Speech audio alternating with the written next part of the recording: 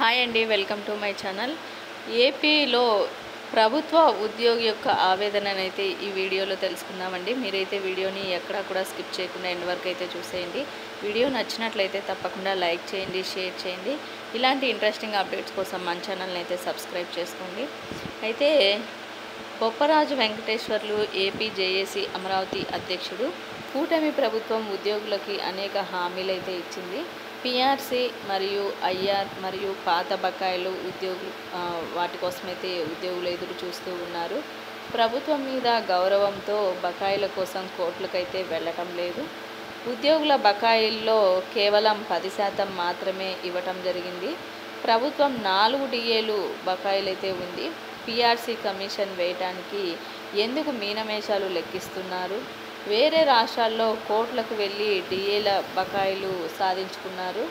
Retired ఉద్యోగులకే ప్రభుత్వం 6-7 వేల కోట్లు బకాయిలైతే ఉంది. ఉద్యోగులకి మొత్తం 20,000 కోట్ల వరకు కూడా ప్రభుత్వం బకాయిలైతే ఉంది. ఉద్యోగ ఆరోగ్య స్కీమ్ మరియు ఉద్యోగ ఆరోగ్య స్కామ్గా అయితే మారింది. ఒక ఉద్యోగి అనారోగ్యంతో 5 లక్షల ఖర్చు చేస్తే కనుక 90,000 రూపాయలు బిల్లు మంజూరైతే చేశారు.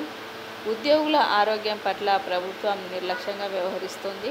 ఉద్యోగ సంఘాల నేతలకి సీఎం చంద్రబాబు అపాయింట్మెంట్ ఇవ్వటం లేదు. మేము పెద్ద పెద్ద కోరికలు ఏమీ అడగటం లేదు. మాకు ఇవ్వాల్సినటువంటి బకాయిలు మాత్రమే అడుగుతున్నాము. మా సమస్యలు పరిష్కరించకపోతే ఉద్యమానికి సిద్ధమని చెప్పి ఒక ప్రభుత్వ ఉద్యోగి ఆవేదననైతే వ్యక్తం చేయడం అయితే జరిగిందండి. ఈ విధంగా మొత్తానికి ఈ సమస్యలన్నీ కూడా ఒక పరిష్కారం కావాలి అన్నట్లు ప్రభుత్వం కూడా ఒక అడుగు ముందుకైతే వేయటం జరిగింది. దీనికి సంబంధించి జాయింట్ స్టాఫ్ కౌన్సిల్ సమావేశం 30వ తారీఖునైతే ఏపీ వెలగపూడిలో అయితే జరగనుంది సచివాలయంలో. మొత్తానికి ఈ యొక్క జాయింట్ స్టాఫ్ కౌన్సిల్ సమావేశం అన్న ఉద్యోగుల్లో ఉన్నటువంటి ఈ బాధని ఇవన్నీ కూడా తొలగిస్తుందని అయితే ఆశిద్దాం. మీకు ఈ వీడియో నచ్చినట్లయితే తప్పకుండా లైక్ చేయండి, షేర్ చేయండి. ఇలాంటి ఇంట్రెస్టింగ్ అప్డేట్స్ కోసం మన ఛానల్ని సబ్స్క్రైబ్ చేసుకోండి. Thank you for watching.